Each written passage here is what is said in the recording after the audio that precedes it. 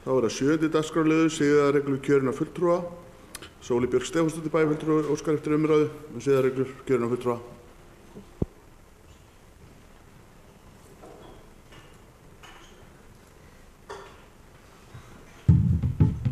Forseti, ágætu bæjarfulltrúar. Ástæða þess að ég óskaði eftir umræðum siðareglur kjörinna fulltrúa í dag að mig langar til að fara yfir 8. greinina og hvað hún þýðir. Fyrir rúmum 2 vikum fengu oddvitar allra framboða sem eiga fulltrúa í bæjarstjórn boð frá fyrirtækjunum Samherja og Deutsche Fischfang Union 3 daga ferð til Bremen með beinu flugi frá Akureyri til að vera viðstödd nafngift 2 nýrra togara í eigu félagana. Ég taldi það alveg fráleitt að þiggja slíkt boð og afþakkaði strax en komst síðar að því að það voru ekki allir oddvitar á sömu skoðun og þáðu 2 þeirra boðið. Þetta boð fengum við aðeins í krafti stöðu okkar því við erum pólitíski fulltrúar og höfum völd í þessum bæ og völd sem að þarf að beita. Staðreyndin sú að 8. grein siðareglna okkar mjög opin fyrir túlkun. Með leyfi forseta langar mig að lesa upp greinina. Hún hljóðar svo. Kjörnir fulltrúar þiggja ekki gjafir, fríðindi eða annan viðurgjörning frá íbúum og viðskiptavinum Akureyrarkaupstaðar eða þeim leita eftir verkefnum eða þjónustu bæjarins þannig að túlka megi sem persónulega þóknun fyrir ákvarðanir á vegum bæjarstjórnar eða nefnda. Ég man eftir því þegar við ræddum siðareglurnar á fyrsta árinu okkar í bæjarstjórn. Í þeim umræðum, það var 2. desember 2014, nefndi ég hversu óljóst mér þætti þetta ákvæði. En vegna þess að upptaka af fundinum ekki aðgengilega á netinu gat ég ekki rifjað upp hvernig umræðurnar voru. En ég veit líka að það getur verið mjög flókið að ræða álitamál eins og siðareglur þegar maður hefur takmarkaða reynslu af starfinu. En þeim mun betri forsendur höfum við núna þegar kjörtímabilinu að ljúka og við orðin reynslunni ríkari. Það getur líka verið mjög gagnlegt að ræða svona málefni út frá raunverulegum dæmum og þess vegna tel ég upplagt að spegla þetta dæmi sem við höfum nú fyrir okkur og einnig heppilegt á bæjarstjórnarfundi 12. desember síðastliðinn var ákveðið að skipa starfshóp sem meðal annars hefur það hlutverk að fara yfir siðareglurnar. En spurningin sem ég vil velta upp á svona 3 daga boðsferð með öllu tilheyrandi að vera eitthvað sem bæjarfulltrúar þiggja frá einu stærsta fyrirtæki bæjarins. Það mín skoðun að hugsanlega megi túlka það svo að boðsferðarborðið þá sem hér ræðir rúmist innan siðareglnanna. En það hæpið að líta svo á að túlka megi þetta boð sem persónulega þóknun fyrir ákvarðanir á vegum bæjarstjórnar eða nefnda. En það á sama tíma mín persónulega skoðun að breyta þurfi þessu ákvæði þannig að það sé bara alveg skýrt að bæjarfulltrúar þiggja ekki gjafir, fríðindi eða annan viðurgjörning, jafnvel þó það sé ekki einhvers konar þóknun. Ástæðan einföld en hún hefur verið sett fram á mjög einfaldan hátt í gömlu málsætti sem heitir æsér gjöf til gjalda. En ef litið til siðareglna annarra stofnana má sjá mjög víða kveðið á það sérstaklega að boðsferðir eigi ekki að þiggja. Ég get nefnt siðareglur ráðherra, siðareglur ýmissa fjármálafyrirtækja, stéttarfélaga, tryggingafyrirtækja og fleiri aðila. Það virkilega víða sem að tekið sérstaklega fram að boðsferðir skuli ekki þiggja nema slíkar ferðir hafi skýrt og ótvírætt gildi fyrir starfið. Og 3 daga boðsferð í beinu flugi til Bremen til að sjá 2 togara skýrða getur varla talist hafa mikið gildi fyrir störf okkar sem bæjarfulltrúa. Og aukast held ég að hefði þá verið rétt að ræða það á okkar vettfangi, hvort svo væri. En hvers vegna skyldu aðra stofnanir og fyrirtæki hafa tekið sérstaklega fram í sínum siðareglum að starfsfólk þiggja ekki boðsferðir? Já, ég velti fyrir mér, kannski teljast utanlandsferðir. Ég hugsaði nú kannski sérstaklega á okkar hráslaglegu eyju til mikilla lífsgæða sem ekki allir geta veitt sér. En það samt ekki beinir munir eða peningar að skipta hendur og kannski verður þetta þess vegna óljósari gjöf og mikilvægt að tiltaka sérstaklega í siðareglunum. En siðareglurnar okkar leikreglur og það sem við erum ásátt hvernig við skulum hegða okkur og koma fram og það hefur auðvitað verið farið í gegnum það í allri umræðu siðareglurnar og ég hlustaði einmitt á fund þar sem var verið að ræða hvort ætti að setja slíka siðareglur og þá var það alltaf rætt á þeirri forsendu að þetta sé okkar svona sameiginlegi skilningur á því hvernig við viljum hegða okkur í okkar störfum og þess vegna finnst mér líka mjög mikilvægt að við ræðum þetta saman. Það er sem sagt að séu okkar leikreglur hvernig við erum ásátt hvernig við skulum hegða okkur og koma fram og ég ætla bara að segja ef það er skoðun bæjarfulltrúa hérna að 3 daga boðsferð í beinu flugi til Bremen sé eitthvað sem við eigum að þiggja þegar býðst, þá erum við að mínu mati að færa viðmiðin á óásættanlegan stað. Og það er líka þannig að það er vel þekkt í allri markaðssetningu að samband gefanda og þiggjanda er annað eftir að gjöf hefur verið þegin. Og ég ímynda mér að ekkert af okkur sé svo tilfinningadofið að við finnum ekki fyrir þakklæti og þar af leiðandi þakkar skuld þegar okkur er boðið svona veglega. Ég veit að risa fyrirtæki eins og Samherja munar ekkert mikið kostnaðinn og ég held jafnvel líka að þeir bæjarfulltrúar sem þekktu boðið hefðu vel geta greitt sínar eigin utanlandsferðir sjálfir. En það er því mín reynsla að því betur sem maður hefur efni á hlutunum því meira fær maður gefins og þess vegna er mikilvægt að hafa í huga að æsir gjöf til gjalda. Takk fyrir. Bæjarfulltrúi Sóli Björk hefur lokið máli sínu. Næst tekur til máls bæjarfulltrúi Gunnar Gíslason.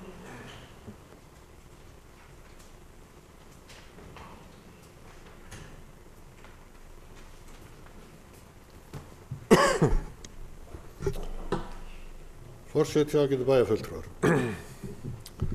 Ég stend hérna upp vegna þess að ég er annar þeirra bæjarfulltrúa ásamt forseta vorum, bæjarfulltrúa Matthíasi, sem fórum í þessa ferð. Og ég vil í fyrsta lagi orða þetta þannig að það er alls ekki sama að þiggja boðsferð eða boðsferð. Það fer allt eftir þeim tilgangi sem að boðsferðin býður í raun og veru upp og hver er tilgangur hennar. En svona í sambandi við þetta, þá maður kannski upphafi spyrja spurningarinnar hvernig fara hagsmuni fyrirtækjana sem að hluteiga máli ekki saman með hagsmunum Akureyrarbæjar í þessu tilfelli. Og það er kannski það sem við þurfum aðeins að velta fyrir okkur. Það skipti miklu þegar við tókum ákvörðun að slást í hópi með þeim fjöldamörgu sem fóru með til Cuxhaven að allir oddvitar stjórnmálaflokkanna á Akureyri fengu boð að vera viðstaddir nafngiftin á togurunum sem þar fór fram. Við lítum svo á að okkur hafi því verið boðið sem fulltrúum Akureyrarbæjar. Við höfum mætt á fjöldamarga viðburði þar sem fyrirtæki og stofnanir í bænum fagna stórum og ánægjulegum áfengum í starfsemi sinni og okkur finnst sjálfsagt að sýna þannig virðingu í verki. Vissulega má segja að þarna hafi mikið verið við haft en það verður að skoða í ljósi þess að það gerist aðeins á nokkura áratuga fresti. Það við nýju togarar í þeim stærðarflokki sem þarna ræðir á vegum íslenskra fyrirtækja eða fyrirtækja tengdum einhverjum íslenskum aðilum. En það fengu allir undirverktakar við smíði skipanna einnig boð og þar var fulltrúum 10 verktaka hérna frá Akureyri með í för. Það hefði verið mjög sérstakt ef engin fulltrúi frá Akureyrarbæ hefði þekkst boðið í þessa athöfn þar sem eitt öflugasta fyrirtæki bæjarins er að fagna gríðastórum áfanga í endurnýjun flota samstæðunar. Það er einnig ástæða til að fagna með öðrum fyrirtækjum í bænum sem hafa fengið stóru verkefni við endurnýjunina og þannig hafa verið sköpuð störf og tekjur sem skipta samfélagið Akureyri miklu þegar á heildinni er litið. Það er meðal annars vegna verkefna á vegum öflugra útgerða fyrirtæki sem þjónustu klassinni kringu sjávarútveginn er orðin svo öflugur hér á Akureyri sem raun ber vitni. Fyrirtækin verða svo á sama tíma færir að takast á hendur önnur stór og flókin verkefni á Íslandi og erlendis eins og dæmi sanna.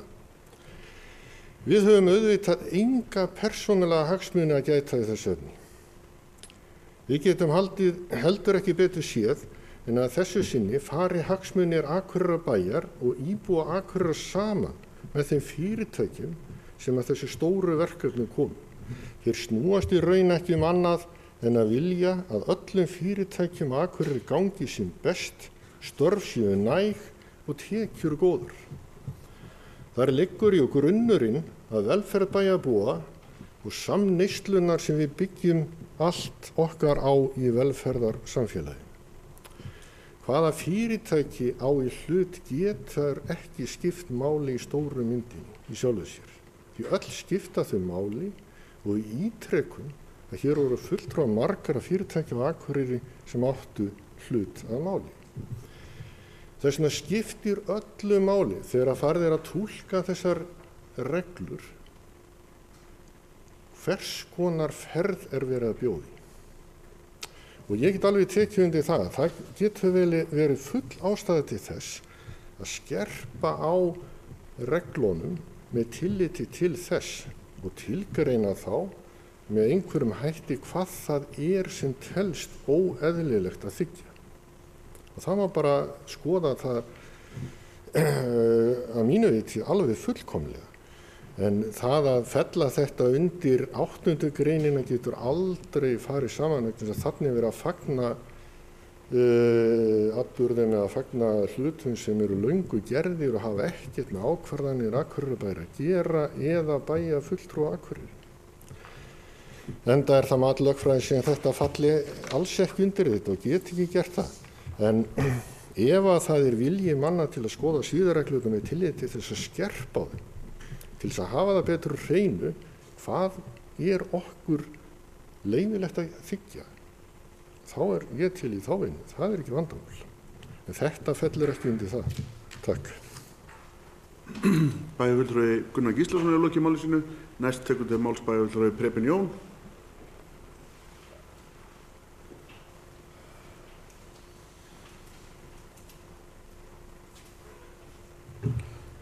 Bæjarfulltrúar, forseti.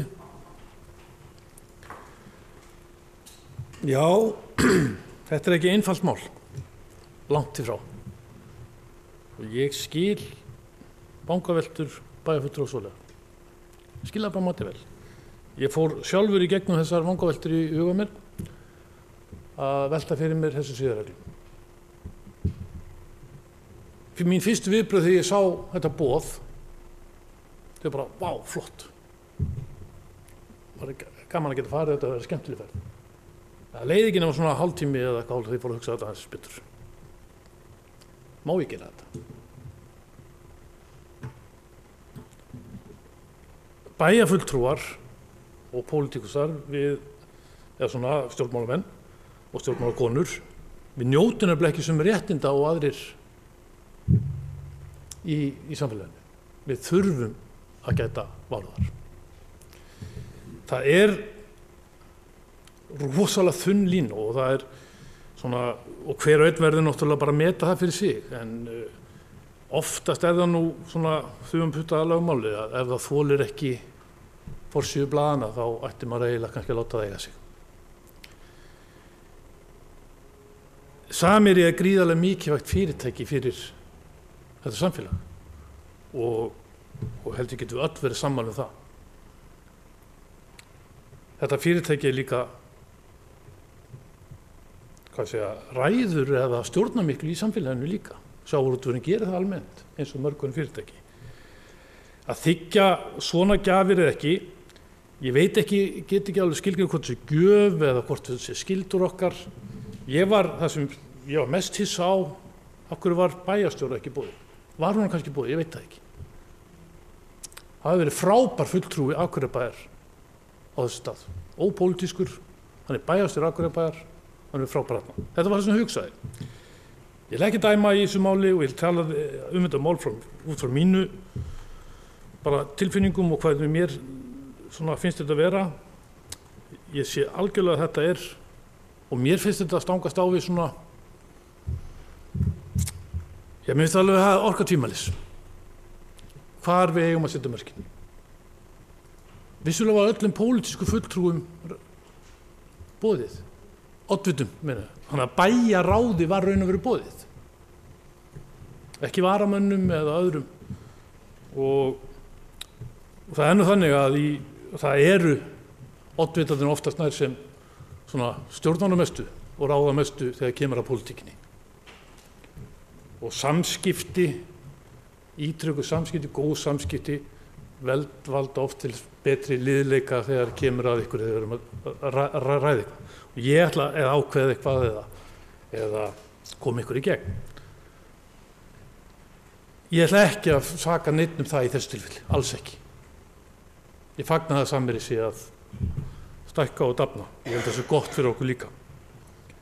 Það er að ræða margt sjávarútvegi. Þetta eru svona gjafir sem við erum að njóta og fáum, ekki gjafir en við erum beðin að mæta og sýna þarna ykkur ákveðna virðingu og fagna með þeim. Ég finnst það gott, mér fagna því að Samherji hafi náð þessum áfanga.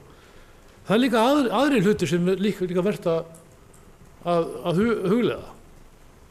Hvað er í lagi, hvað er ekki í lagi? Fyrir síðustu kosningar þá þáðu flest allir stjórnmálaflokkar á landinu hámarks styrki frá HB Granda, frá Brim í kosningasjóð. Það fannst öllum stjórnmálaflokkum í lagi, nema einum veit ég, 2. Hvar liggja mörkin? Má þiggja stóra fjárhæðir inn í kosningasjóði stjórnmálaflokka? Það má ekki þiggja þetta.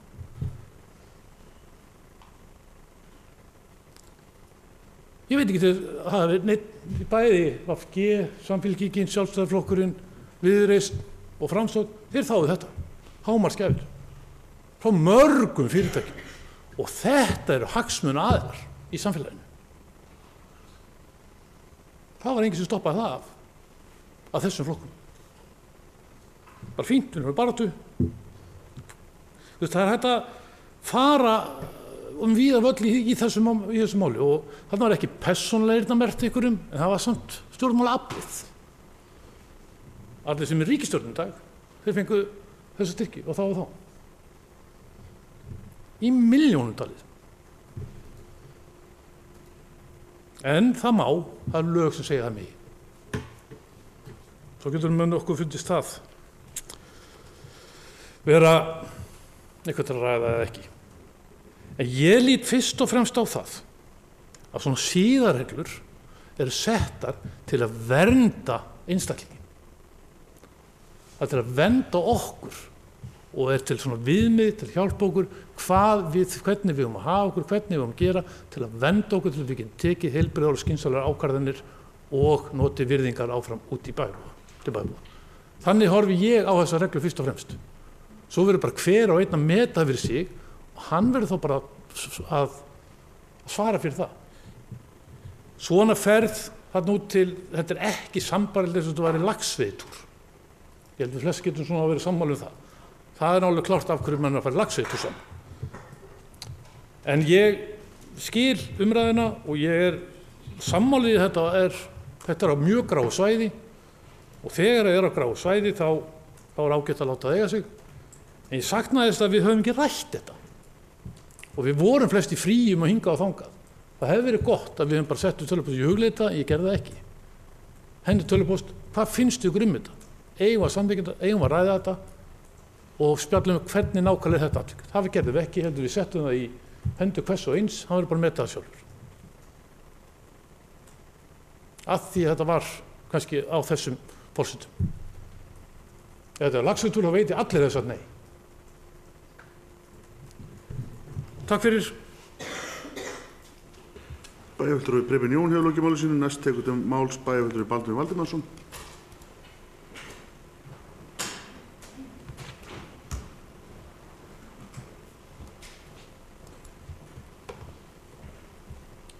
Forseti, ágætu bæjarfulltrúar. Ég veit ekki alveg hvar ég á að byrja, en svona ef ég tek boltan frá bæjarfulltrúa Preben að þá vil ég einfallega vara sterklega við því að við séum að hræra hér einhverju mörgum málum í þennan einu og sama pott. Við held að við ættum bara að halda okkur við þetta mál og ræða þetta mál. Ég vil taka það fram að ég hef engra hagsmuna að gæta hjá Samherja. Þeir eiga ekkert inni hjá mér og ég á ekkert inni hjá þeim. En ég er óendanlega þakklátur fyrir þetta fyrirtæki hérna. Og ég vil að því sé sýndur tilhlýðileg virðing þegar það ber á góma og þegar við erum að fjalla málefni þessa merkilegu atvinnustarfsemi. Við getum alveg ímyndað okkur hvernig það væri hérna í þessum bæ ef þetta fyrirtæki hefði ekki tekið starfa hérna.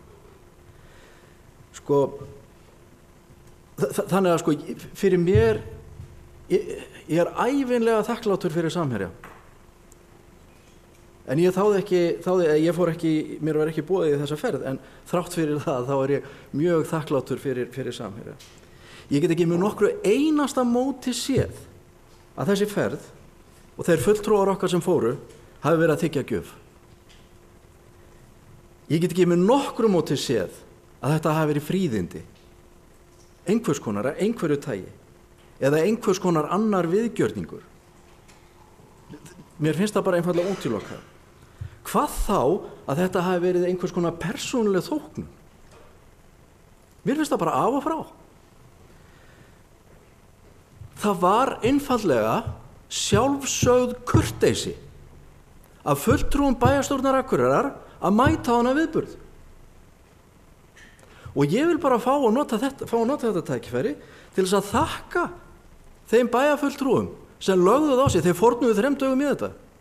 Ég er ekkert viss um allir hefði haft tök á því. Þeir fóru þessa ferð, tóku þátt í þessari dagskrá sem þar var og sýndi þessu merka fyrirbæri og þessu merka fyrirtæki hérna í bænum tilhlýðilega virðingu. Hitt er svona mála, það er sjálfsagt og í ljósi reynslunar að við endurskoðum þessar reglur og skoðum aðeins í ljósi reynslunar hvernig þær hafa reynst og allt það. En við megum ekki girða fyrir það að við sýnum starfsemi sem er hér í bænum, að við sýnum þeim ekki tilhlýðilega virðingu og mæti á viðburði hjá þeim. Takk fyrir. Bæjarfulltrúi Baldvin Valdimarsson hefur lokið máli sínu. Það byrði að varaforseti að taka við stjórn fundarins og gefa mér orðið.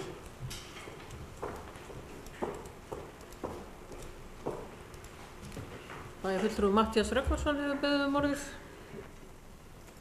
Forseti, ágætu bæjarfulltrúar.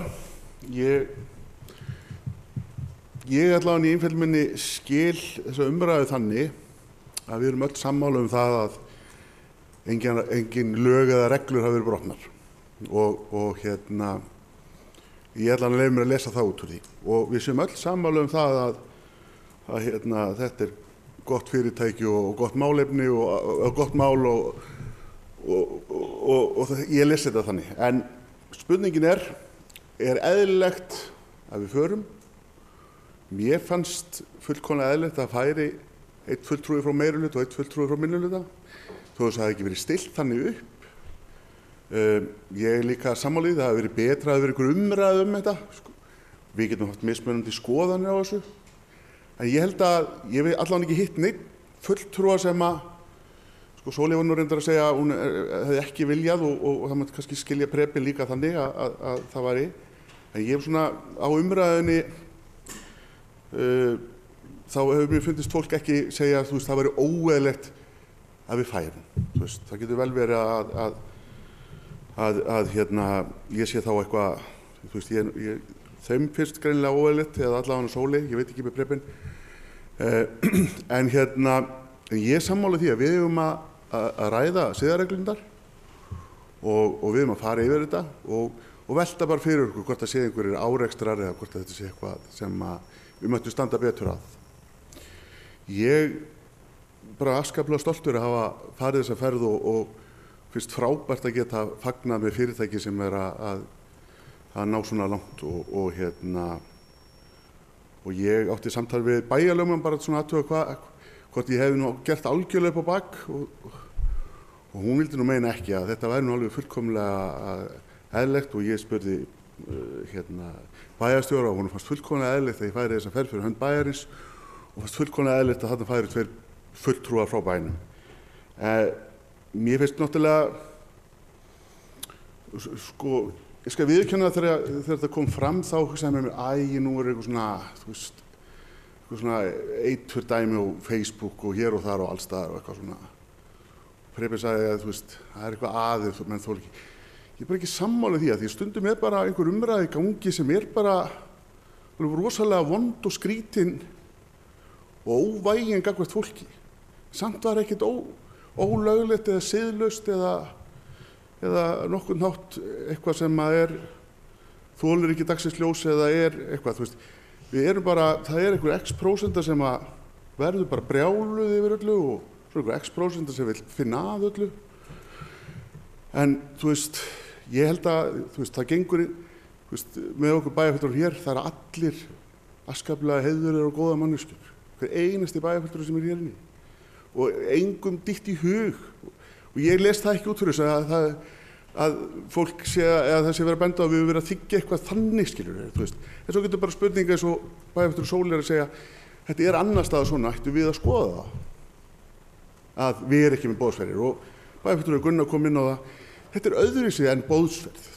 Mér hefur kannski fundið skrítið eða eitthvað hótelfyrirtæki eða sambandi við mig, bæjarfulltrúa Matthías, bæjarfulltrúa Sigríði Huld og bæjarfulltrúa Guðmund Baldvin og beðið okkur að koma með sér til Þýskalands að skoða hótel. Segir svona, ég bara, þegar ég sá þetta, ég bara, já, ég bara get ekki ímyndað mér, ég sem forseti og sem bæjarfulltrúi og oddviti, ég gat bara ekki hugsað mér að segja nei. Mér hefur bara fundist það móðgun, mér hefur fundist það ókurtis að minni hálfu. Ég sá ekki, það var eitthvað ókurtis hjá öðrum, að þau gætu annarkvort ekki komist eða vildi ekki fara. En mér finnst fullkomlega eðlilegt að þarna færu allavega 2 bæjarfulltrúar og mér finnst það bara frábært.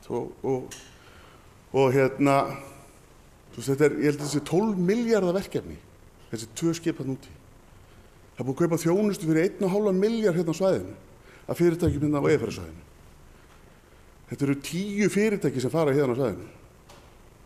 Það voru fólk frá 17 löndum að fagna þessu með. Ég segi bara, ég veit ég tuða bara nú, en ég segi bara að mér fannst bara fullkomlega eðlilegt og mér finnst alltaf voðalega slæmt ef einhverju finnst ég að vera óheiðarlegur eða eitthvað, því ég hef lagt mig fram við það að vera heiðarlegur og hef alltaf hafað mig þannig í bæjarstjórn sem annars staðar. Og mér finnst það bara að skipta miklu máli. Og ég svo sem ekki að lesa það út úr þessu að það sé verið að berað á okkur, þetta sé eitthvað mútur eða eitthvað svo leið, sko. Ég les það ekki út úr þessu. Ég er ekki svo, ég les það ekki, en mér finnst bara svona, ég veit það ekki, þetta er svolítið leiðilegt þegar, að því umræðan verður þannig, að þetta hafi verið eitthvað svona, oft á tíma er fólki bara alveg saman sannleika. Það er svolítið leiðilegt. Ég er ekki að bera þá Sóli, bæjarfulltrúa eða neitt. Ég bara meina umræðan þarna úti, sko. Og það sem Facebook ræður og DFF kommentakerfið. En ég þakka fyrir þau komment sem ég hef fengið undanfarnar sólarhring. Takk fyrir mig. Bæjarfulltrúi Matthías Rögnvaldsson lokið máli sínu og biður forseta að taka við stjórn fundarins.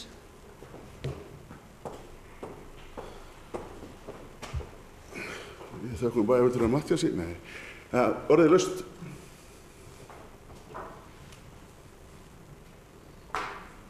Bæjarfulltrúi Preben Jón hefur beðið orðið.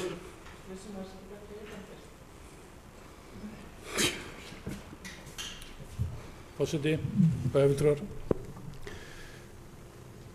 Ég hef engan tala, bæjarfulltrúi Baldvin, ég hef engan heyrt tala illa Samherja hérna í Pontu og ég held að við séum öll þakklátt fyrir fyrirtæki hérna í bænum og gerum okkur grein fyrir mikilvægi þessar fyrirtæki hér.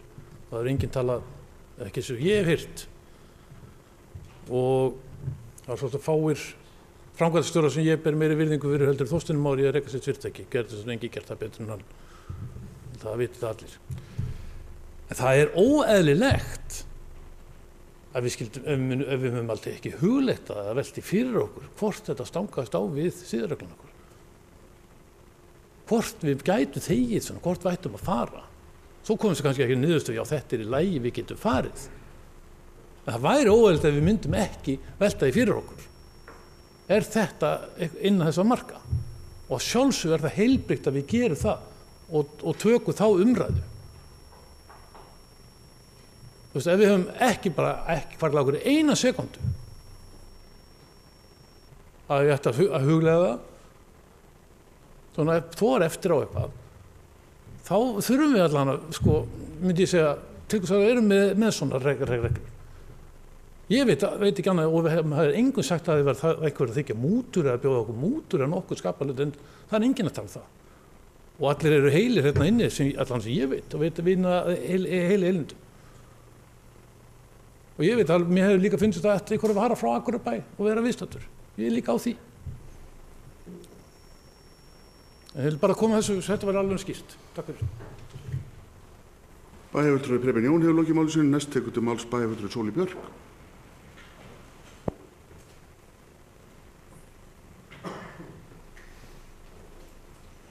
Forseti ágætu bæjarfulltrúar, ég þakka fyrir umræðuna sem ég geri frekar ráð fyrir að sé á enda sprettinum, þó ég sakna þetta þess að ekki hafa allir fulltrúar tekið hér til máls þegar umræðir jafn mikilvægt mál á siðareglur okkar. Ég verð samt að viðurkenna að þessi umræða vekur í raun hjá mér fleiri spurningar en svör. Og stærsta spurningin er auðvitað þá ef að línan liggur ekki þarna, hvar liggur línan? Ég ætla aðeins að fara yfir bara nokkra punktar sem að ég hef tekið út úr þessum umræðum og sem ég bara tel að sé eðlilegt að vera ræðum betur.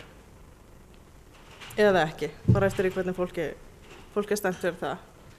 En ég til dæmis velti fyrir mér að nú er talað hér og bæjarfulltrúi Matthías og ræðir það að hann hafi spurt bæjarstjóra og bæjarlögmann þeirra skoðunarmálinu. Persónulega hefði ég haldið að vera ágætt að spyrja siðfræðing að því við erum að ræða siðareglunar. Þannig að kannski væri það sniðug hugmynd að fá og ég vísa því þá til starfshópsins sem að hefur verið skipaður og hefur meðal annars það hlutverk að endurskoða siðareglunar að ræða kannski þetta við siðfræðing. Og ég einmitt velti fyrir mér eins og bæjarfulltrúi Preben af hverju og kannski aðrir af hverju ætti annað að gilda okkur heldur en til dæmis ráðherra og aðra stofnanir sem ég nefndi af hverju ættum við ekki að setja skýrari reglur þetta. Ég velti þetta upp að bara mínum vangaveltum í ræðinu minni áðan mögulegar ástæða þess að aðrir hafa talið það eðlilegt að kveða sérstaklega á boðsferðir í sínum siðareglum. Og það auðvitað kemur mjög skýrt fram í umræðinu að þetta er mjög gráu svæði og kannski einmitt vegna þess að því ég velti fyrir mér að því að bæjarfulltrúi Gunnar talar mikið fyrirtæki Samherja og hversu mikilvægt og gott það sé. Og þá velti ég fyrir mér ef það er einhvern veginn rök í málinu sem við erum að ræða núna, erum við þá, ef eitthvað annað fyrirtæki býður okkur í ferð, erum við þá og við ákveðum að hafna eða taka boðinu, erum við þar með að leggja mat á gæði fyrirtækisins eða mikilvægi þess fyrir samfélagið? Og hvar liggur sú lína? Af því að auðvitað eins og bæjarfulltrúi Preben segir þá eiga þessar reglur að vera okkur til stuðnings. Þetta er ekki þær eru ekki hugsaðar enda er engin staður þar sem við getum vísað ágreiningi hvort að eitthvað okkar hefur brotið siðareglur, við erum ekki mennin að siðanefnd. Þannig að augljóslega eru reglurnar til fyrir okkur til að spegla okkur þar sem við gerum eða hugsanlega gerum ekki. Og þannig að mér finnst bara að við þurfum einhvern veginn, og augljóslega kannski erum við ekki að fara að gera það í dag, en ég menna næsta bæjarstjórn þá væntanlega tekur siðareglurnar til umræðu á sínu fyrsta starfsári og það þá hægt að ræða þetta þar og fólki finnst erfitt að tengja þetta beint við þennan viðburð sem ég get svo sem alveg skilið að sé erfitt, en samt eins og ég sagði mjög gagnlegt vegna þess að eðli svona reglna er að vera til túlkunar. En síðan, af því að þetta er ekki fyrsta skipti sem ég hef velt fyrir mig sjálf hvort það við hæfi að þiggja boð. Síðast þegar ég velti því fyrir mér, allavega í eitt skipti sem ég velti því fyrir mér, þá var mitt svar já að þiggja boðið og það var þegar að hvalaskoðunarfyrirtækið Ambassador bauð okkur öllum bæjarfulltrúum í fyrstu ferðina sem að þeir voru þá að setja á stað ferði til Grímseyjar. En ég ræddi það inn í mínu flokki við mitt fólk, hvað því fólki fyndist það og þar ákvaði við að það var eðlilegt að þiggja það boð þeim rökum að þarna væri maður að kynna sér starfsemi fyrirtækisins og það er svona að segja, þetta er bara rosa mikið mat og þannig finnst mér bara að við verðum að ræða þetta. Mér finnst ekki, ég hefði haldið og ég til dæmis fór ekki niður á Bryggju í ágúst síðastliðnu þegar var síðast verið að gefa nafn á togara Samherja. Ekkert af einhverju virðingarleysi endilega en mér fannst það bara einhvern veginn eins og ég taldi það ekkert vera eitthvað sem að vera skipta mig máli í mínum störfum að sjá þarna og skoða eitthvað togara, en það getur vel verið bara algjör misskilningur og það sé bara mjög mikilvægt að vera við þessar viðhafnir. En auðvitað, og auðvitað við líka, við förum nú, og það hefur kannski verið talað mikið það, við förum oft bara rétt í aðdraganda kosninga og förum inn í fyrirtæki og kynnum okkur alls konar starfsemi. En ég velti fyrir mig líka, því að það mjög mikið í umræðinu núna fiskeldi í Eyjafirði. Ef mér boðið í laxveiði, væri ég þá ekki að kynna mér hugsanlega áhrif fiskeldis í Eyjafirði? Það hægt að teygja þetta endalaust og þess vegna finnst mér bara eðlilegt að við bara ræðum þetta. Og svo velti ég mig líka, ef það svona mikilvægt að við förum í svona ferðir, af hverju greiðir þá ekki bærinn kostnaðinn? Af hverju ekki ákvörðun tekin að senda fulltrúa og bærinn greiðir þennan kostnað sem að við þessa ferð sem nógu mikilvægt til þess að hlýtur að vera verjandi eða peningum í hana? Það finnst mér til dæmis eðlilegra. Og mér finnst bara, og ég saknaði þess að heyra ekki frá fleirum þetta, hvort að fólki finnst þessi, af því ég held að væri bara mjög gott fyrir þessa aðila sem hér sitja sem eru í starfshópi endurskoðun á siðareglum, sem var undar ákvörðun tekin í kjölfar MeToo umræðunar, en að gera að nota tækifæri fyrst að það verið að velta þessu upp. Og þannig ég saknaði þess að heyra ekki frá fleirum skoðanir fólks á þessu sem að þessi starfshópur getur haft með sér. Takk fyrir. Bæjarfulltrúi Sóley Björk hefur lokið máli sínu. Næst tekur til máls bæjarfulltrúi Gunnar Gíslason.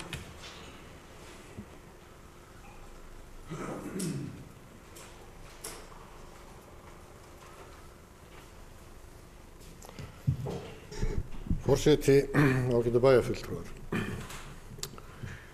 Að sjálfsögðu sest maður niður þegar maður fær svona boð og veltir því fyrir sér hvort að þetta falli að siðareglum þeim sem starf mann skylda. Maður gerir það. Ég velti þessu fyrir mér hríð. En niðurstaða mín var sú að þarna værum við fyrst og fremst að þykja boð á viðburð sem snýri að því að fagna með og veita bara ákveðna virðingu þeim störfum sem þessi fyrirtæki hafa verið að sinna. Þar að auki eru mörg þessara fyrirtækja að framleiða búnað, því að bæjarfulltrúi Sóley Björk nefnir það að það hefur verið ágætt að fara í boðsferð með ambassador til að kynna sér starfsemina. Þarna fengum við í skoðunarferð þessi skip, leiðbeiningar og umsagnir og frásagnir það hvaða búnað þessi fyrirtæki eru að framleiða, hvernig hann virkar og þar fram eftir götum. Eitthvað sem við sjáum ekki hérna á Akureyri. Þetta bara vitneskja sem er mjög gott fyrir okkur að hafa með tilliti til þess hvað að gerast hérna í bænum. Að þessu leytinu til þá þetta bara orðið nokkuð sambærilegt, sýnist mér. En það sem ég ætla að ítreka líka hérna, það það að boðsferð ekki það sama og boðsferð. Tilgangur boðsferðarinnar hlýtur að skipta hér öllu máli. Og þess vegna sagði ég áðan og tek bara undir það að ef að reglurnar eru óljósar, sem þær eru ákveðnu marki, en þetta flækist ekki fyrir mér, þá bara eðlilegt að fara ofan í saumana á því og skoða hvort það megi skerpa á þessum reglum þannig að þessi meira leiðbeinandi fyrir bæjarfulltrúa. Hins vegar þá það mitt mat að þegar ég tek að mér það hlutverk að vera bæjarfulltrúi, þá ég að taka hér ákvarðanir út frá minni bestu sannfæringu og þar vitna ég þá bæði til út frá þekkingu, vitneskju og siðferðilegum viðmiðum. Ég þarf alltaf að taka ákvörðunina sjálfur það hvað siðferðilega rétt óháð því hvað einhver siðfræðingur segir mér. Af því að ég á að eiga þetta við mína samvisku. Þess vegna tók ég þarna ákvörðun og ég hugsaði mér sjálf mér að það nokkuð víst að, eins og bæjarfulltrúi Matthías, það nokkuð víst að þetta verður eitthvað mál. En ég ætla samt að láta þetta reyna. Vegna þess að siðferðilega finnst mér rétt að taka þessu boði á þeim grunni sem ég nefndi hér áðan og fór mér hérna áðan. Þetta virðingavottur við þessi fyrirtæki, við þessi starfsmenn, við þessi íbúa og við þurfum að vera í tengslum við samfélagið. Og ég nefndi það líka hér í því sem í máli mínu áðan, að það í stóra samhenginu, það skiptir ekki máli hvað fyrirtæki að ræða. Við erum að þiggja hérna boð frá fyrirtækjum og stofnunum og við getum þá velti fyrir okkur eigum þá fara að vinna og þiggja brauðvísglas eða snittu eða eitthvað annað. Hvað erum við að gera þá? Erum við gengin út yfir þennan siðferðilega ramma sem við erum að tala Og þetta spurningum hvað gjöf og hvað aftur á móti það að þiggja að fara með ykkur þó að það sé greitt af öðrum í bænum. Þú getur líka veltið fyrir þér af hverju ætti bærinn að greiða þetta. Hverju breytir það í stóra samhenginu ef að boðið bara boð upp á þetta? Og stóra málið í þessu nefnilega það að það fengu allir bæjarfulltrúar þetta boð. Enginn hafnaði því einhverjum siðferðilegum nótum miðað við þá tölvupósta sem ég hef séð. Ég gat ekki séð það. Og þannig að því að bara hafnaði, get ekki þegið boðið og eitthvað svona, ég erlendis og þar fram eftir götum. Og það hins vegar alveg hárrétt að það hefði verið betra, hefði þetta komið fyrr eða þannig staðið á, að bæjarráð hefði getað fundað það og ég skal alveg taka undir það. Það hefði verið miklu sterkara að bæjarráð hefði getað fundað það boðið sjálft og bara tekið afstöðu til þess og þá annarkvort bara samþykkt að senda fulltrúa sína eða menn tekið ákvörðun út frá eigin forsendum eða þá all bæjarráð bara þegið þetta. Og eða það hafnaði á einhverjum forsendum en það breytir sér samt ekki stóru myndinni fyrir mér. Eins og ég nefndi hérna áðan, þetta snýst að við sýnum hér ákveðna hluttekningu í þessu samfélagi í tengslu við það hvernig við viljum sjá þetta samfélag þróast og setjum okkur inn í hlutina og berum virðingu fyrir því sem það gert. Það grundvallaratriði í mínum huga.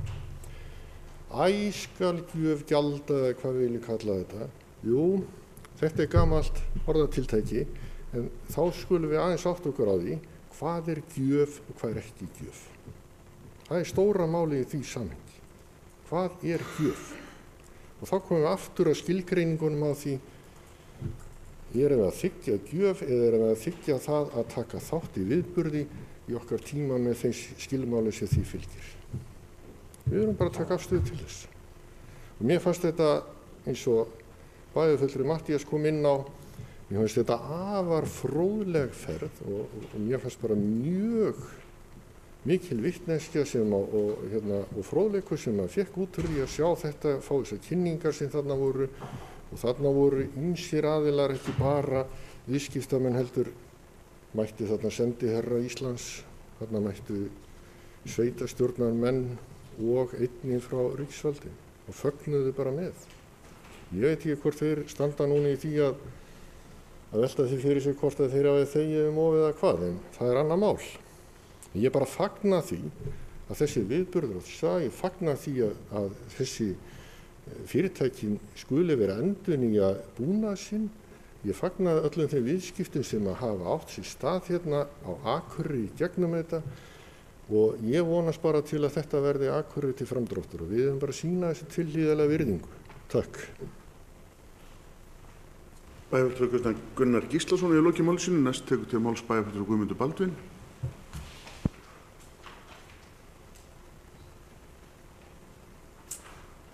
Forseti, ágætu bæjarfulltrúar, ég ætlaði nú svo sem ekki að vera að lengja þessu umræðu mikið en bæjarfulltrúi Sóley kallaði eftir viðbrögðum fleiri heldur en hefðu tekið til máls og vildi fá að vita afstöðu þeirra. Ég persónulega, maður getur alltaf velt fyrir sér siðareglum í öllu samhengi og hvaða ákvörðun maður tekur. Mér fannst eðlilegt sjálfur sér að það færu fulltrúar Akureyrarbæjar þarna í þessa ferð. Þetta viðburður sem einstakur í atvinnusögu Akureyrarbæjar, svipað eins og þegar að hér var siglt í fyrsta skipti út fjörðinn af fyrirtæki sem kom hingað til bæjarins og fór að ákveða að vera með hvalaskoðun hérna og bauð bæjarfulltrúum að koma þar. Í hvoruga ferðina fór ég þó, ekki staddur í bænum í hvort skiptið, þannig að það er kannski það sem skýrir það, ég veit ekki, en hins vegar þetta svolítið merkilegt þegar menn tala í einu orðinu að það sé ekki eðlilegt að þiggja slíkt sem að ég taldi þarna, af því að við erum að tala boðsferðir og ekki boðsferðir, þarna í mín skilningu þarna var verið að fara með hóp manna frá þessu samfélagi okkar til þess að fagna viðburði hjá þessu mikla fyrirtæki. Það var ekki verið að gera neitt umfram við þessa ágætu kjörnu fulltrúa umfram það fólk sem var að fara í þessa ferð. Þarna var bara hópu manna sem var að fara á ákveðið viðburð, þar sem að stærsta fyrirtæki bæjarins var að fagna og við lagðum áherslu á það að fá sveitarstjórnarmenn með sér í ferðina vegna þess að þarna voru sveitarstjórnarmenn af svæðinu að koma og fagna með þeim. Og þar að leiðandi fannst mér þetta nú kannski svona vera þannig að það, og eins og kom fram hjá bæjarfulltrúa Matthíasi, að hann svona leit það pínu á skyldu sína að taka þátt í þessu sem forseti bæjarstjórnar. Hann sá fram á það að til að mynda að ég hefði hafnað boðinu. Ég hefði þó kannski hugsanlega getað tekið boðinu á öðrum forsendum vegna þess að ég var fjármálastjóri þessa fyrirtækis í 10 ár og hefði kannski verið getið búið sem gamall starfsmaður. Bæjarfulltrúi hefði kannski getað lent í þannig líka. En þá meldi maður fyrir sér sko, ef að Samherji hefði tekið upp þá ákvörðun að bjóða gömlum starfsmönnum, hvernig á maður þá að túlka, hvernig á maður þá að vinna úr þessu? Bara sem dæmið. Þannig að þetta auðvitað erum við alltaf með á gráu svæði þegar menn að taka ákvörðun hvað þau vilja gera og ekki gera. En mér finnst í rauninni við vera þannig, eins og ég segi, sko, þarna fóru 2 bæjarfulltrúar, báðir einstaklega vandir af virðingu sinni, hafa í störfu sínum eingöngu, ég hef ekki orðið að vara við neitt annað að þeir hafa rækt öll sína miklum heiðarleika. Þeir telja sig vera að fara þarna sem fulltrúa bæjarins, sem ég taldi líka, og mér fannst bara eðlilegt að þiggja þetta á þeim forsendum. Mér fannst það. Þannig ég sjá ekkert athugavert við það að þeir færu í þessa ferð fyrir okkar hönd. Og ég held að það og þá velti maður fyrir sig eins og bæjarfulltrúi Gunnar kom inn á. Ég meina, hvað eigum við að draga mörkin? Bæjarfulltrúi Sóley kom til dæmis inn á það að hún sæi ekki sérstaklega ástæðu til þess að fara þegar Samherji kom hérna með nýtt skip og Vígði. Þetta kannski skip sem skilar milljarði í tekjur á ári. Og ef við gerum ráð fyrir að 40% af því séu launakostnaður, við skulum bara gefa okkur það. Það eru 400 milljónir. Og ef við gefum okkur ráð fyrir því að 14% af því séu útsvarstekjur, þá er það 56 milljónir. Þetta skiptir máli fyrir okkar samfélag. Þetta skiptir máli að fylgjast með hvað er að gerast hérna. Við tökum þátt í ýmsu. Við förum hérna, það er að opna verkfræðiskrifstofu hér, býður í mannfögnuð og fólk fagnar og kemur saman. Það er boðið bara rauðvín. Eða léttvín. Eigum við sem bæjarfulltrúar, maður spyr sig oft, hvað eigum við bæjarfulltrúar að gera? Eigum við að mæta á svona viðburð? Ég meina, þetta verður alltaf svona og við verðum alltaf í öllum siðareglum að vera að standa uppi sem einstaklingar og veltaði fyrir okkur. Hefur þetta áhrif á mín störf? Get ég starfað áfram heiðarlega í störfum sem bæjarfulltrúi? Og ef ég get svarað, já, ég get það, vegna þess að þetta hefur ekki áhrif á mín störf. Þess að við verðum að hugsa það, maður getur talað um það að við getum fengið álit siðfræðings eða við getum líka fengið álit á annar aðalega þetta. Maður verður fyrst og fremst að standa fram með sinni eigin samvisku þegar kemur á siðareglum. Ég er eini maðurinn hérna í bæjarstjórn, fyrir þangað til núna, sem fengið ekki í bæjarstjórn, það var í bæjarráði, sem fekk sérstaklega umræðu það að ég hefði brotið siðareglur, af því ég skrifaði blaðagrein. Þannig ég þekki það að vera ásakuð fyrir að brjótast til siðareglur, en sem ég skrifaði blaðagrein þar sem ég talaði L-listan. Og þá sá ný gengin liðsmaður L-listans Sigurður Guðmunds og bæjarfulltrúi sér tilnæta til að fá umræður siðareglur og taldi mig hafa brotið þær. Þannig að þetta getur gengið út í öfgar. Það var vísus rétt fyrir kosningar. En þetta getur gengið út í öfgarasumræðu og ég, eins og ég segi, sko, við þurfum að, og ég held að sé mikilvægt fyrir okkur alltaf og það er nú eins og bæjarfulltrúi Sóley kom inn á, en eru núna að fara að endurskoða reglur hjá okkur og varðandi í sambandi við þessa MeToo-umræðu sem er bara í besta mál. En það verður alltaf þannig, hvernig sem að þú skrifa siðreglunar, þá þarf þú sem einstaklingur að taka þína ákvörðun út frá þessum siðreglum. Og ef að þú getur samviskuðina vegna, eins og ég veit að þessi ágætu heiðusmenn, ég ætla bara að leyfa mér að segja það, nota það orð, þess að ég þekki ágætlega vel. Þannig að mér finnst bara, þegar þeir taka þessu ákvörðun, og við tökum síðan þessu umræðu og þetta verður svona pínlítið Ég óttast pínu til að þetta gæti orðið í kjölfar þessar umræðu, skítkast út af þessu, það getur gert það. En þarna held ég að þeir hafi tekið ákvörðun sem að frá út frá sinni eigin sannfæringu og þannig á og talið sig verið að gera rétt og þannig eiga siðareglur líka að vera. Að mínum mati. Takk fyrir. Bæjarfulltrúi Guðmundur Baldvin hefur lokið máli sínu. Næst tekur til máls bæjarfulltrúi Sigríður Huld. Forseti, ágætu bæjarfulltrúar. Ég ætla nú ekki að endurtaka margt af því sem hefur komið hér fram og ég alveg sammála að vísa þá í það sem að bæði bæjarfulltrúi Gunnar Gíslason og bæjarfulltrúi Guðmundur Baldvin og bæjarfulltrúi Matthías hafa rætt hér og bæjarfulltrúi Baldvin líka að ef við ræðum bara þessa ferð sem að okkur oddvitum var boðið í að þá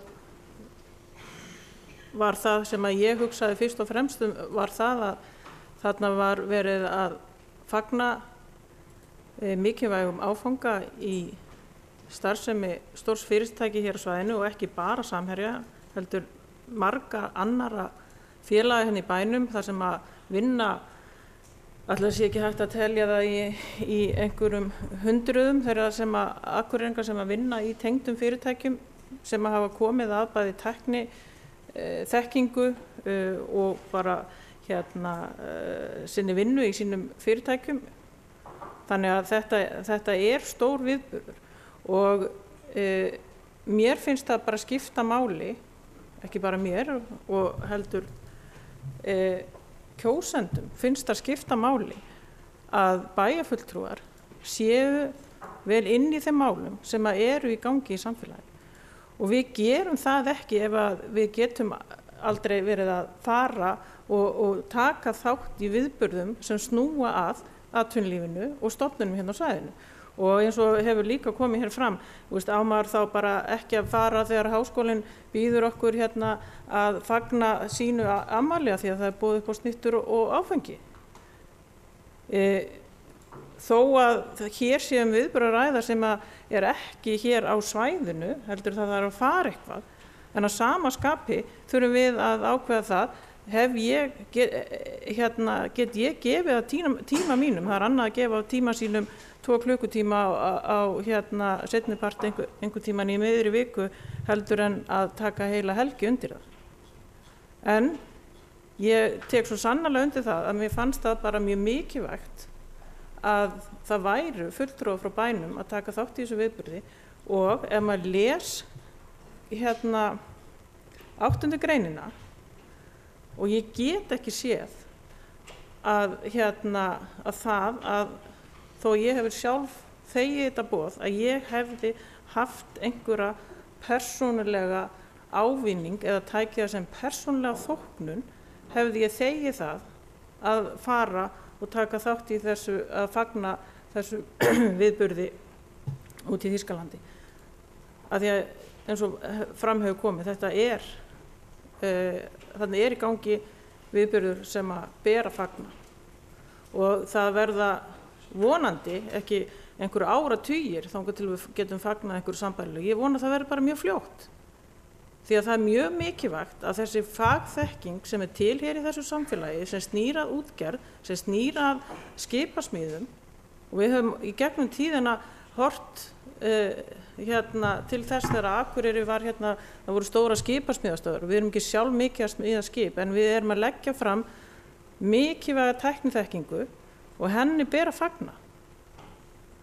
Þannig að ég get, eins og ég segi, ég get ekki lesið 8. greinina þannig að ég hafi verið að þiggja persónulega þóknun, hefði ég þegið boð.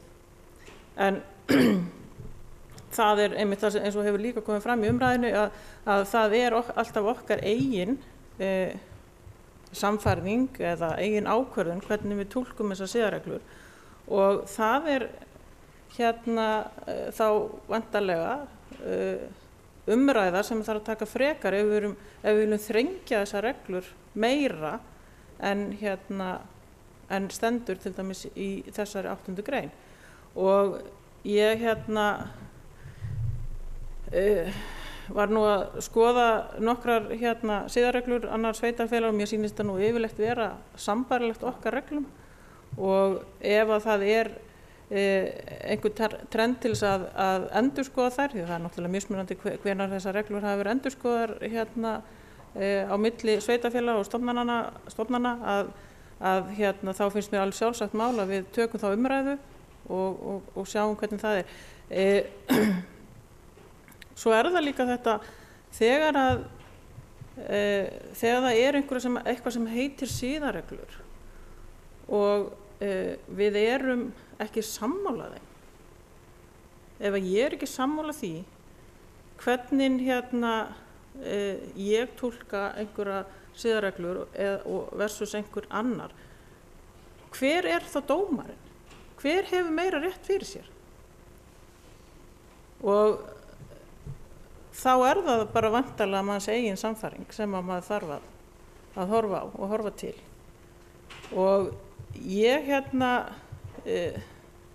mér þættir sjálfur rosalega erfitt ef að það væri að því að við tókum alveg umræðu þetta hvort við værum að fara eða ekki fara og mér þætti það mjög sérkennilegt ef ég hefði tekið það að mér að túlka það fyrir einhvern annan hér í hópnum hvað væri rétt og hvað væri rangt. Því að þetta alltaf við sjálf sem tökum þessa ákvarðanir og það er engin viðurlög í þessari reglum. Önnur en þau að ef við erum síbrjótandi reglur samfélagsins þá væntanlega, ef maður ætlar að bjóða sig fram aftur, maður ekki að fá framgöngu en hins vegar það mjög mismunandi. Fólk getur brotið siðareglur samfélagsins og haldið áfram að gegna sínum trúnaðarstörfum fyrir samfélagið af því að kjósendur velja það. Takk fyrir. Fulltrúi Sigríður Huld lokja máli sínu, orðið laust. Bæjarfulltrúi Eva Hrund hefur beðið orðið.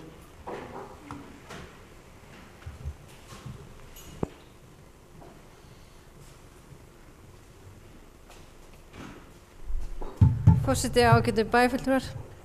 Ég ætla nú ekki að lengja umræðuna mikið svo sem en þar sem að bæjarfulltrúi Sóley kallaði eftir viðbrögðum frá bæjarfulltrúum þá finnst mér ég knúin að þurfa að koma hérna upp og segja mína skoðun.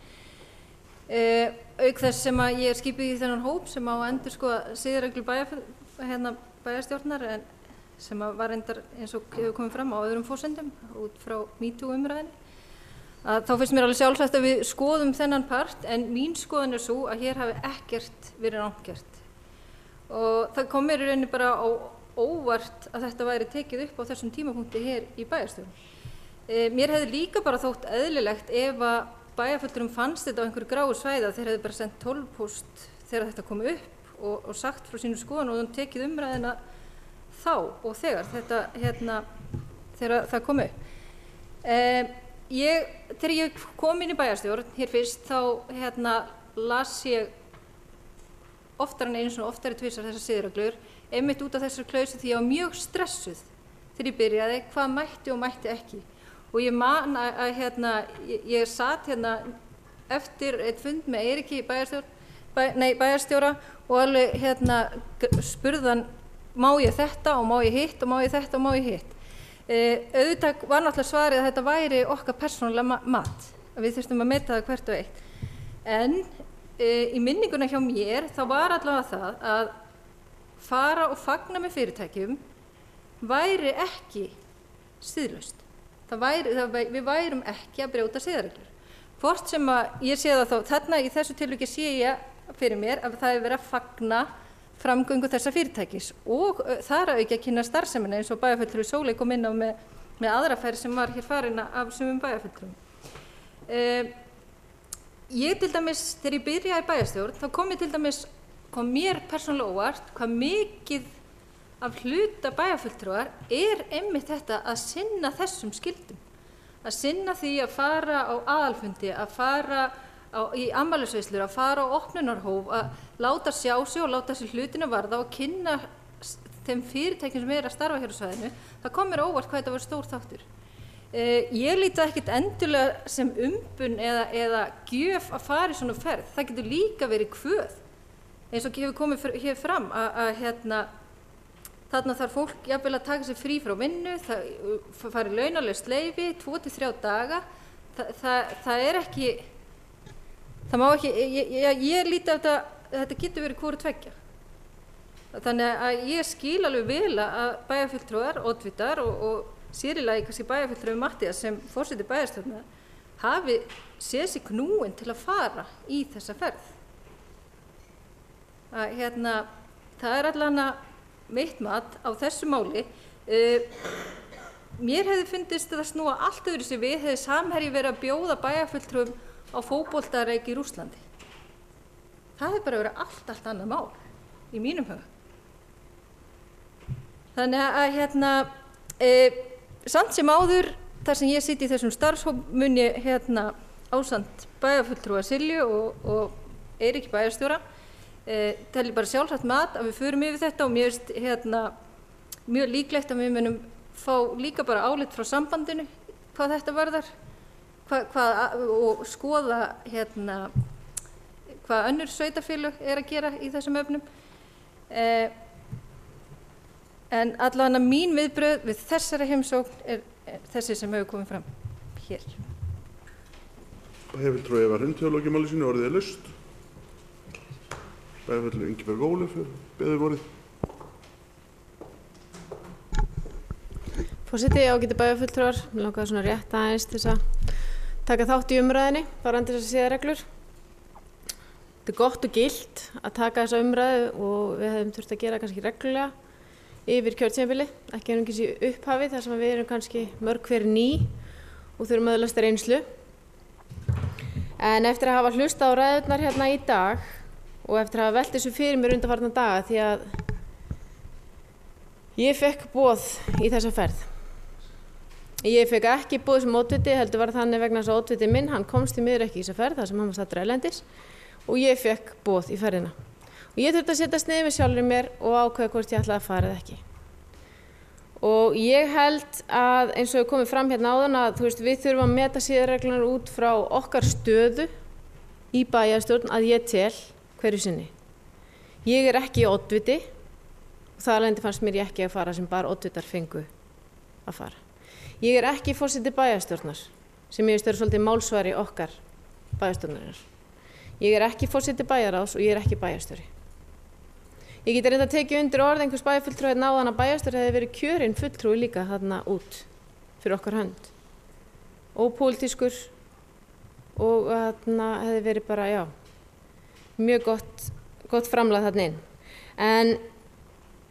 En leið og ég tók ákvörðun fyrir sjálfa mig að fara ekki í þessa ferð, þá fannst mér alveg sjálfsagt að forseti bæjarstjórnar fara í þessa ferð. Svolítið einkennilegt, en við erum bara að gegna sikur stöðunni. Og það styrkir mig í þeirri skoðun að hver og einn þarf að meta þetta út frá sinni stöðu hverju sinni. Og hverju atviki hverju sinni. Þetta getur verið það að skýra togara hér heima, þar sem við mættum mörg hver. Þetta getur verið að fara í ferð erlendis. Þetta getur verið að fara í eitthvað afmælisboð. Við heldum þurfum að taka hvert atvik fyrir sig og ég held sér gott að ræða það og það hefði verið mjög gott að ræða þetta saman. Því yfirleitt komumst við að mjög málefnalegu niðurstöðum þegar við ræðum málum saman. Þannig að mín skoðun er sú að það var ekki rangt að fara í þessa ferð, en það var heldur ekki rangt að neita því. Einkennilegt, getur verið, en mitt mat engu að síður. Þannig ég held líka bara til þess að okkur bæjarfulltrúum líði ekki illa þegar við þiggjum eitthvað. Eitthvað boð frá stóru fyrirtæki sem mér finnst mjög bara leitt að hafi dregist inn í þessu umræðu. Það sem þeirra eina hugsun var svo að kynna starfsemina sína. Og við tölum aldrei, eða mér finnst ég bara tala allt og lítið hversu mikilvægt þetta fyrirtæki er bænum okkar. Og kannski þvíleitin til ágætt þetta komið hérna inn, af því að ég held að hafa nú allir bæjarfulltrúar að tala bara mjög vel hérna í pontu þetta fyrirtæki. En ég held að það sé ágætt bara að fara yfir þessar reglur og þessu hópur komið með tillögur til okkar, til þess að við getum kannski tekið ákvörðun og verið örugg með ákvörðun okkar og okkur líði ekki illa yfir þeirra ákvörðun sem við tökum hverju sinni. Takk fyrir. Bæjarfulltrúi Ingibjörg Ólöf hefur lokið máli sínu, orðið er laust. Bæjarfulltrúi Sóli Björk hefur beðið orðið.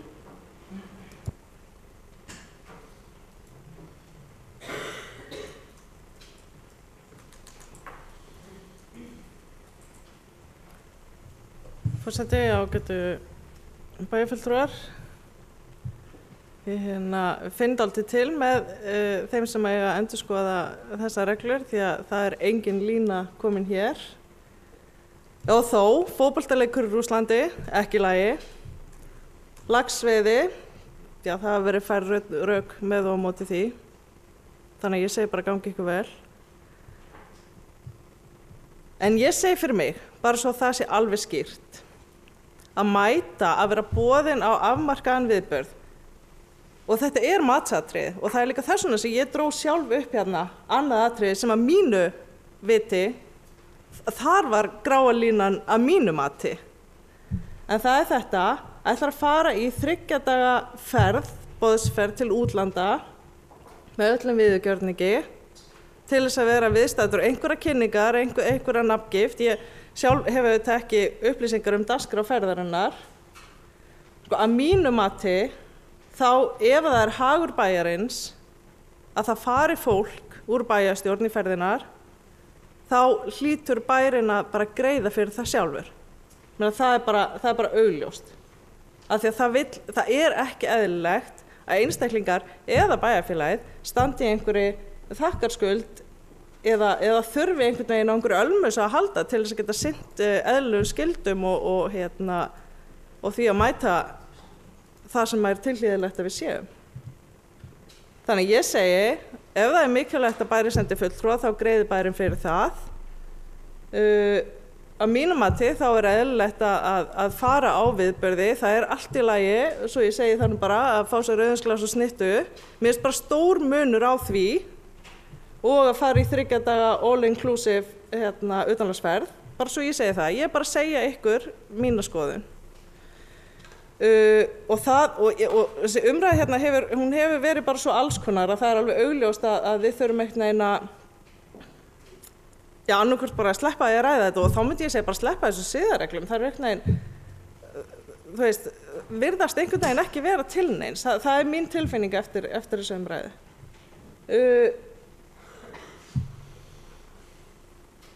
Já, þú veist, eða þá einhvern veginn að koma okkur saman einhverja hluti sem mér finnst persónulega eðlilegra að við gerum.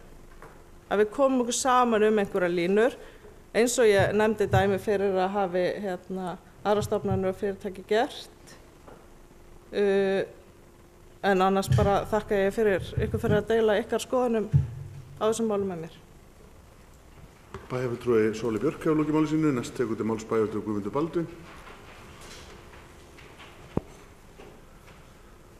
Forseti, ágætu bæjarfulltrúi, ég var nú eiginlega að koma upp vegna þess að það kom fram í máli bæjarfulltrúa Sóli að menn væri hér að setja upp hefur komið í umræðinni að menn væri lægi ekki alveg skýra línu fyrir hvað væri eðlilegt og ekki óeðlilegt og hún talaði meðal annars það að ekki væri nú eðlilegt að fara í boðsferð til Rússlands.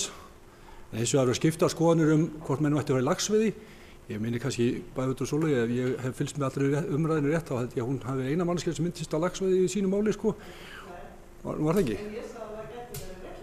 Já, ég get ekki séð, sko, málið það, þetta er, eins og ég sagði á hann, þetta er alltaf matsatri hjá hverjum og einum, hvernig hann tekur á þessu og ég með það er alveg sama hversu ítalega siðaregla verði skrifar að ég held að menn þurfa alltaf frammi fyrir á einhverjum tímapunkti að velta þessum hlutum fyrir sér. Og við skulum ekki vera að taka þetta endilega, en ég skil samt ekki alveg þegar bæjarfulltrúi Sóli kemur inn á það eftir þessa umræðu sem mér finnst að mörguleyti hafi verið ágætar. Við erum búin að tala hérna en það sýnist ekkert öllum það sama og bæjarfulltrúi Sóli. En þá þýðir ekki að koma hér í pontu og segja við skulum bara sleppa siðareglum. Auðvitað viljum við hafa siðareglum bæjarfulltrúi Sóli og það er það sem við eigum að vinna með. Og það er búið að taka hérna og það er allir, ég held að allir bæjarfulltrúar teki hér undir það að vera ágætt að nýta þessa skoðun sem á sér stað núna í MeToo umræðinu og það getur líka verið það komið fram í umræðinu hérna held ég hjá bæjarfulltrúa Ingibjörgu og það væri kannski ágætt að menn athuga það að vera ekki kannski að endurskoða siðareglur í upphafi kjörtímabils heldur að gera það þegar er langt liðið á kjörtímabil þannig að menn svona átti sjá því betur hvernig klukkan slær og það er kannski tækifæri sem að bæjarfulltrúi Eva vísaði hér áðan það er kannski eðlilegt að skoða þetta En ég held að samt sem ára að það verði alltaf þannig, hvernig sem þú skrifa siðareglur, þá munum við alltaf koma upp með einhver svona dæmi sem að verða álitamál og við munum sannlega endalaust fá umræður innum í bæjarstjórninni, ekki endalaust, við munum fá þetta aftur, þess að siðareglur voru settar þarna á 2010. Við fengum umræður þar á sínum tíma þegar var að setja þar og svo fengum við umræður siðareglurnar svona undir lok kjörtímabils þegar fór að líða kosningum og kannski verður þetta svona trend að þetta svona popp upp þegar það líður nær kosningum, en sjálfsögð umræða og kannski ættu að taka hana þegar það líður nær kosningum til þess að endurskrifa reglurnar, fara yfir það hvort að við getum gert það eitthvað betri fyrir komandi bæjarstjórn. Og við treysti bæjarfulltrúa Evu og Silju til þess að vinna það mál. Takk. Bæjarfulltrúi Guðmundur Baldvin hefur lokið máli sínu, orðið er laust. Það sem ekki fleiri hafa hvatt sér ljós, þá segjum við þessu máli lokið. Þá er það bara í restina hjá okkur. Eftirtalda fundagerðir eru lagðar fram til kynningar.